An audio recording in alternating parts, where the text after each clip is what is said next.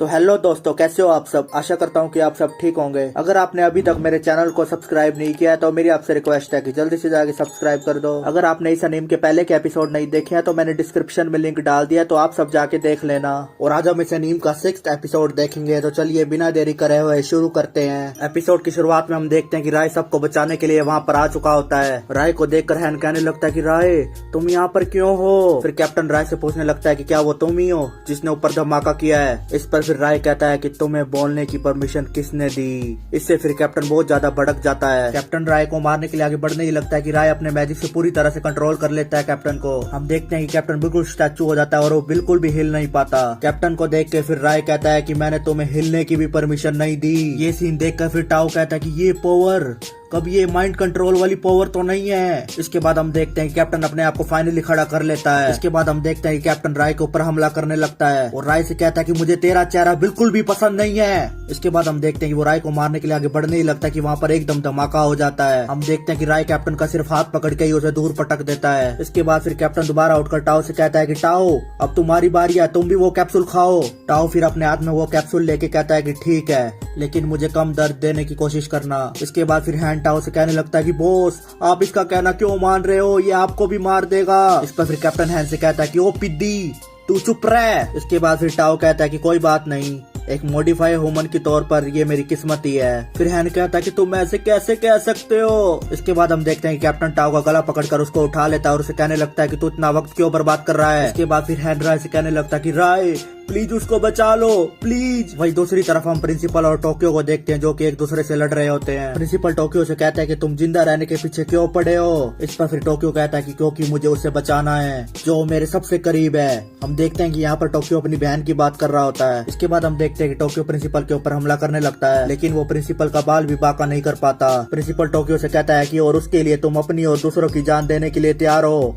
इसके बाद फिर टोक्यो प्रिंसिपल को गन से उड़ाने की कोशिश करने लगता है, लेकिन यहाँ पर प्रिंसिपल के मैजिक से वो गन भी पिघल जाती है। इसके बाद फिर प्रिंसिपल अपने मैजिक से टोक्यो पर हमला कर देता है और उसको दूर फेंक कर नीचे पटक देता है। हम देखते हैं कि ये सारा सीन सीरिया भी देख लेती है। सीरिया प्रिंसिपल से कहने लगती है कि आप कोई आम इंसान तो नहीं हो, है ना। सीरिया के हाथ में एक हथियार देकर प्रिंसिपल कहता है कि सोल वेपन अगर तुम्हारे पास ये है इसका मतलब तुम एक हाई रैंकिंग नोबल हो। इस पर फिर सीरिया कहते हैं कि आपको काफी कुछ पता है। फिर प्रिंसिपल कहता है कि बस थोड़ा बहुत। इसके बाद फिर सीरिया कहती है कि क्या आप उसे मारने वाले हो। इस पर फिर प्रिंसिपल कहता है कि क्यों, इसमें कोई दिक्कत है। इसके बाद फिर टोक्यो सीरिया से कहता है कि मैं समझ गया, तुम भी आम हाई स्कूल स्टूडेंट नहीं हो। इस पर फिर सीरिया कहती है कि माफ करना। फिर टोक्यो कहने लगता है कि मुझे कुछ कहना है। जो लड़का उस दिन तुम्हारे साथ था वो इस बिल्डिंग की बेसमेंट में है। यहाँ पर टोक्यो शिनवू की बात कर रहा है। टोक्यो कहता है कि प्लीज उसे बचा लो, उसने मुझे अच्छे इरादे से बचाया था, लेकिन बेकिस्मती से वो इन सब में फंस गया। उसे कहना मुझे माफ कर दे प्लीज। इसके बाद फिर प्रिंसिपल वहाँ से जाते जाते टोक्यो से कहता है कि तुम खुद ही उसे माफी मांग लेना। वही दूसरी तरफ हम देखते हैं कि कैप्टन ने टाओ को उठाया हुआ होता है और हैन राय से कह रहा होता है कि राय प्लीज उसे बचा लो ना। इस पर फिर कैप्टन हैन से कहता है कि चुप रह पिद्दी, टाओ को ऑब्जर्व करने के बाद सबसे पहले मैं तुझे ही मारूंगा। इसके बाद फिर हम देखते हैं कि टाओ कैप्टन के गले में एक रस्सी बांध के उसके फिर सामने आ जाता है। इस पर फिर कैप्टन कहने लगता है कि टाओ तुम ये क्या कर रहे हो। इस पर फिर टाओ कहता है कि माफ करना कैप्टन, मैंने फैसला ले लिया कि मैं तुम्हें मुझे मारने की इजाजत नहीं दे सकता और मैं खड़े रहकर तुम्हें उन बच्चों को चोट नहीं पहुंचाने दे सकता।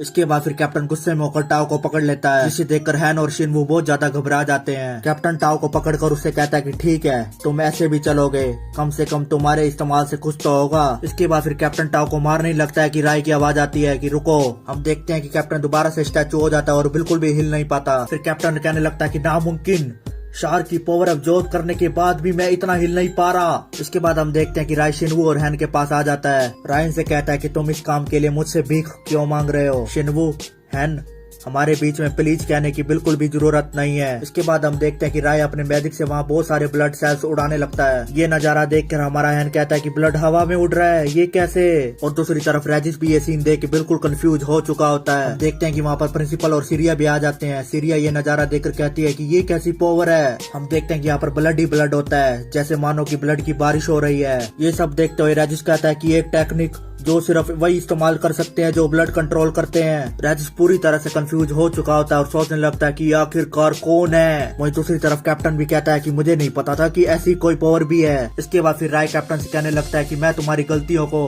तुम्हारे खून से ही साफ करूंगा। इसके बाद हम देखते हैं कि कैप्टन के ऊपर ब्लड का फ्लो बहुत ज्यादा बढ़ने लगता है, जिससे उसकी मौत हो जाती है। फिर अगले सीन में हम टोक्यो को देखते हैं, जो कि प्रिंसिपल के घर पर होता है। टोक्यो को देखकर M21 उससे पूछता है कि तुम उठ गए। इस पर फिर टोक्यो कहता है कि M21 तुम जिंदा हो। इस पर फिर M21 कहता है कि हाँ, पता नहीं तुम्हें इस जगह को क्या कहना चाहिए, लेकिन मैं यहीं पर ही रहता हूँ। फिर अपने आप को देखकर टोक्यो कहता है कि मैं जिंदा कैसे हूँ। इस पर फिर M21 कहता है कि पता नहीं, मैं भी खुद अभी ही उठा हूँ। फिर टोक्यो कहता है कि वो बाकी बच्चे वो कहाँ पर हैं। इस पर फिर M21 कहता है कि वो ठीक है। इसके बाद हम प्रिंसिपल और राय को देखते हैं। प्रिंसिपल राय से कह रहे होते हैं कि टोक्यो और M21 उठ गए हैं दोनों। शिनवू और हैन फिलहाल अभी बेहोश हैं। फिर राय के हाथ में घाव देखकर प्रिंसिपल राय से पूछने लगता है कि मास्टर, ये आपके हाथ में क्या हुआ है। इस पर फिर राय कहता है कि तुम्हें चिंता करने की जरूरत नहीं है। फिर प्रिंसिपल कहता है कि इतनी पावर के इस्तेमाल से आपके शरीर पर काफी जोर पड़ा होगा। इस पर फिर राय कहता है कि उन बच्चों ने मुझसे मदद मांगी। इस पर फिर प्रिंसिपल कहता है कि मास्टर, आप बिल्कुल नहीं बदले, आप अभी भी इंसानों के प्रति कितना दयालु हैं।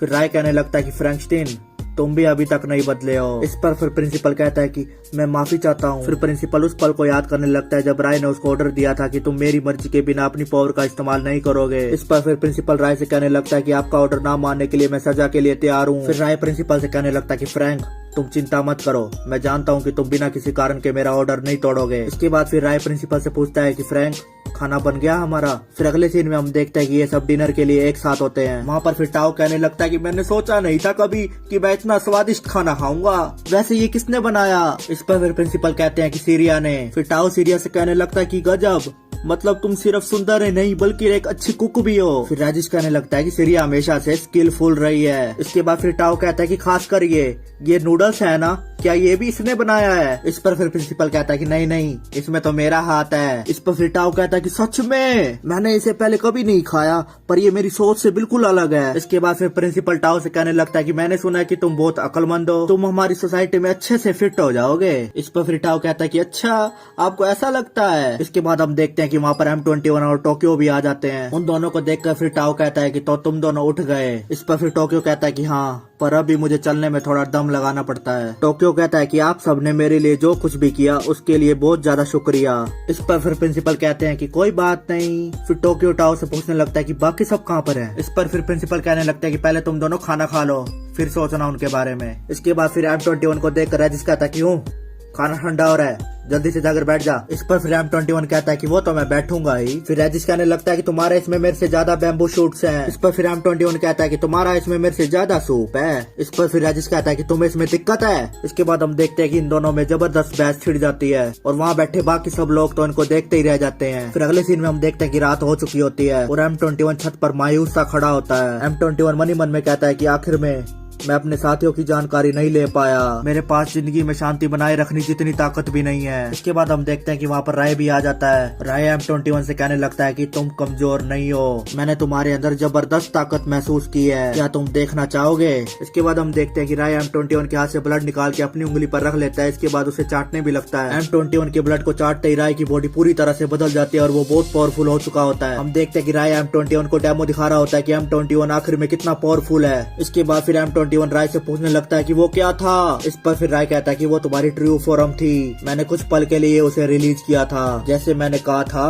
तुम कमजोर नहीं हो, कुछ होंगे जिन्हें तुम अपने हाथों से बचा पाओगे। फिर अगले सीन में हम टाओ और टोक्यो को देखते हैं, जहाँ पर टोक्यो टाओ से पूछता है कि क्या ये सच है टाओ। इस पर फिर टाओ कहता है कि हाँ, मैंने अपनी आंखों से देखा था, कैप्टन ने शार्क को एब्जॉर्ब किया और उसे मार दिया, हम में कोई भी उसकी ताकत बढ़ाने के अलावा कुछ भी नहीं थे। इसके बाद फिर टोक्यो कहता है कि तो अब हम क्या करें, तुम्हें सच में लगता है कि हम यूनियन से भाग पाएंगे क्योंकि यूनियन के पास मेरी बहन है। इस पर फिर टाओ कहता है कि टाकियो, मैं चाहता हूँ तुम शांत रहो और मेरी बात सुनो, तुम्हारी कोई बहन नहीं है। इस पर फिर टोक्यो के तो होश उड़ जाते हैं और पूछने लगता है कि क्या। इसके बाद फिर टोक्यो बहुत ज्यादा गुस्सा हो जाता है, टाओ से पूछने लगता है कि तुम क्या कह रहे हो, ये मेरे साथ मजाक मत करो। फिर टाओ कहने लगता है कि शांत हो जाओ टाकियो, शांत हो जाओ, मैंने यूनियन के सर्वर में तुम्हारी बहन की जानकारी निकाली, मुझे उसके बारे में डाटा जरूर मिला पर वो बस रिकॉर्ड के तौर पर था, जिस हॉस्पिटल में उसे होना चाहिए था वैसा कोई हॉस्पिटल है ही नहीं। तब भी कहा गया है कि तुम 3 बार वहाँ जा चुके हो टाकियो, यूनियन तुम्हारी मेमोरी को मैनिपुलेट कर रहा था। ये सुनकर तो हमारा टोक्यो बहुत ज्यादा टूट चुका होता है। फिर टोक्यो कहने लगता है कि मैं भी इतने दिनों से किसके लिए लड़ रहा था, मैंने इतने लोगों को किस लिए मारा, मैं अब किसके लिए जिंदा रहा हूँ। फिर टाओ कहने लगता है कि कल यहाँ से चलते हैं, हम यहाँ रहे तो बस बोझ ही बनेंगे इन पर। हम देखते हैं कि दरवाजे के बाहर M21 खड़ा होता है, इन दोनों की सारी बातें सुन लेता है। फिर अगले सीन में हम देखते हैं कि प्रिंसिपल इनसे कह रहे होते हैं कि तुम सच में जा रहे हो, क्या तुम्हें रिकवर होने के लिए और वक्त नहीं चाहिए। इस पर फिर टाओ कहता है कि हम और बोझ नहीं बनना चाहते। फिर टाओ M21 से कहने लगता है कि M21, मैंने तुम्हारे साथियों के बारे में जानकारी निकाली थी, सिक्योरिटी लेवल इतनी नहीं थी, मेरे लिए ये कोई चैलेंज भी नहीं था, लेकिन कोई खास जानकारी उसमें नहीं थी, सारे रिकॉर्ड तबाह कर दिए गए हैं। टाओ M21 से कहता है कि माफ करना, मैं तुम्हारी मदद नहीं कर पाया। फिर टाओ वहाँ से जाते जाते कहता है कि थोड़े वक्त के लिए सही, हमें बहुत मजा आया। इसके बाद फिर M21 उन दोनों से कहता है कि रुको फ्रैंक, मैं आपसे कुछ कहना चाहता हूँ, क्या आप इन्हें यहाँ नहीं रख सकते? मैं जानता हूँ कि मेरी ये पूछने की औकात नहीं है, पर मैं इन्हें ऐसे नहीं जाने दे सकता। M21 कहता है कि कोई भी यूनियन से हमेशा भाग नहीं सकता, और इनका भी मेरी तरह जरूरत पड़ने पे इस्तेमाल किया गया और बाद में फेंक दिया गया। इस पर फिर प्रिंसिपल कहता है कि तुम जैसा चाहते हो वैसा ही होगा। क्यों मास्टर, ठीक कहा ना मैंने? इस पर फिर राय कहता है कि कोई दिक्कत नहीं है। फिर प्रिंसिपल M21 से कहने लगता है कि याद है मैंने तुम्हें क्या कहा था कि ये तुम्हारा घर भी है। इसे सुनकर फिर M21 कहता है कि हाँ। इसके बाद हमारा ये एपिसोड यहीं पर ही खत्म हो जाता है। अगर आपको ये वीडियो अच्छी लगी हो तो मेरे चैनल को सब्सक्राइब करके जरूर जाएं और कमेंट सेक्शन में कमेंट करना भी ना भूलें। तो अब हम फिर मिलेंगे अगले एपिसोड के साथ। Thank you.